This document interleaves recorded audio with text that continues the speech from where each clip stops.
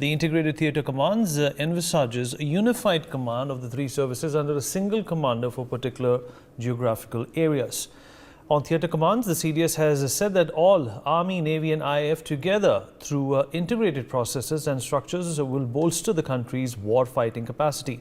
He also said that the impending creation of joint theatre commands and the theaterization is a fundamental change in the national security realm that is on the anvil. Major Mohammed Ali Shah, defence expert, with us on the broadcast. Group Captain UK Devnath, also defence expert, joining us on the programme.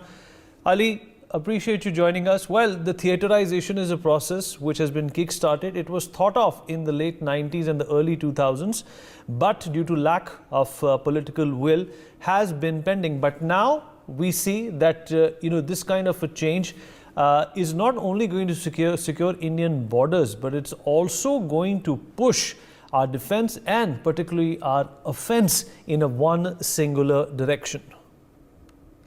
Absolutely, yes, Vineet. So the factors in the year 2001 and 2003, the very factors that we took on the idea after the Kargil war on theaterization of command, because the unified work by the Air Force and the Army and the Navy in the territory as well, they had worked together, and history has proved the fact that united we stand, divided we fall. So when we integrate all the three commands, the three forces, the Army, the Navy, the Air Force, now we have the CDS, the Chief of Defence Staff. In fact, so a better result is given. I'll give you an example of China. For example, China has theaterized their command, and they are focusing on the entire 3,488 kilometer stretch which borders India and China, right from Ladakh to further on to Arunachal. So the very fact is this: currently we have 7 commands of the Army, we have 7 commands of the Air Force, we have 3 commands of the Navy, so total of about 17 commands we have.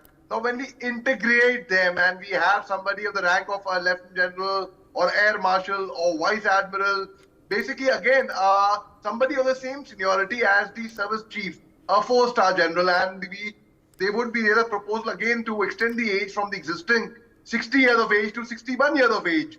And we have the Army, Navy and Air Force working together in tandem. It will lead to better planning. It will lead to better reorganization. It will lead to the overall the defense forces of the country would be stronger, Beneath. So the very fact is, it's a welcome move. It is a very, very positive step. In December 2021, in fact, unfortunately, when we lost General Bipin Rawat, the former CDS, at that time, the entire process of theaterization of command was kind of on a slow track. It had almost stalled, I would say.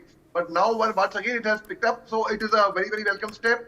And already, for example, for a layman to understand, a lot of people were asking me, they were calling me up and what were asking me, what is this theaterization of command? We do not understand what theaterization of command is. It is a geographical area. For example, the Western Command, for example, on the west side, the Western Theatre or the Eastern Theatre, it is a geographical location, the geographical entity of a location where the independent entity, I would say, it would be integrated, and they would function there for operational reasons. So the most certainly it will strengthen our might. It will lead to better planning and better coordination between the three services. In fact, right, Risha. If you remember, in the beginning, there were a lot of challenges, Ali, that were being talked about in terms of, how are these three streams going to work in consonance with each other? Do you think we are over the concept of that challenge, or do you think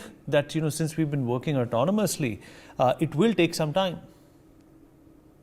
Absolutely, Vineet. Firstly, I commend your knowledge and your understanding comprehensively about the defense forces, and it is indeed remarkable that it shows how well you know your meat, in fact, Vineet. Now, the very fact is, when we have, as mentioned by Group Captain Devnath and again jointly, when we have a combined force working together for the interest of the nation, at the end of the day, if we see the Army, Navy, Air Force is for what? It's for the defense of the country, right?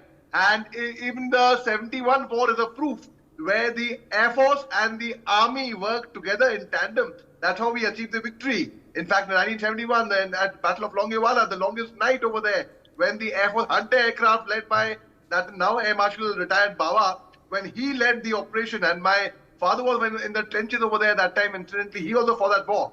So when we have our defense forces together, it's even better to consolidate, to integrate them, and to fight them towards one common enemy, and instead of having it disintegrated. So most certainly, it is a unifying factor, and I see the very fact that India's equipment, for example, we have already got 36 Rafale, right? We went for the deal, it was inked in 2016, which was worth 59,000 crores. Now 50,000 crore deal of 26 Rafale M. What is Rafale M? Rafale M is both a multi-role aircraft, but it is maritime. Like, for example, it's very compatible to the water, to the ship. So when we get Rafale M, for example, Rafale is like the INS Vikramaditya or INS Vikrant, the aircraft carriers, they have different features. For example, the wings.